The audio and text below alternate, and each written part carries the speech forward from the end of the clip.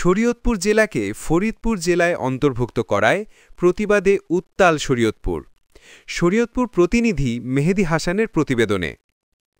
ঢাকা বিভাগে অন্তর্ভুক্ত থাকা দাবিতে গণমিছিল, সড়ক অবরোধ ও বিক্ষোভ কর্মসূচি পালন করেছে জাগো শরীয়তপুর নামে একটি সংগঠন।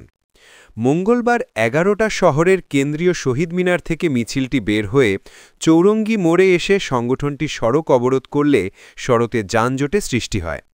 পরে পুলিশ সেনাবাহিনী এসে পরিস্থিতি নিয়ন্ত্রণে আনে। বিক্ষোভকারীরা জানান প্রশাসনিক, স্বাস্থ্য, শিক্ষা, বাণিজ্য সব ঢাকা কেন্দ্রিক।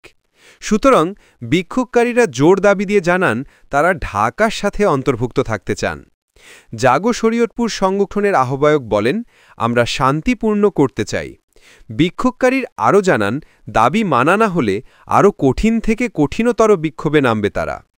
তিনি আরও জানান, আমি ৫ই অক্টোবর জেলায় মহাসমাবেশ ও গণস্বাক্ষর কর্মসূচি পালন করবে। বৈষম্য বিরোধী ছাত্র আন্দোলন সহ ছাত্রদল, ছাত্র শিবির, ছাত্র অধিকার পরিষদ, ইসলামী ছাত্র আন্দোলন সহ সব রাজনৈতিক নেতারা অংশ নেন।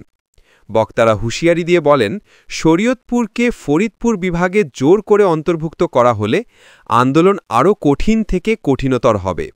প্রয়োজনে পদ্মা সেতুকেও অবরোধ করা হবে।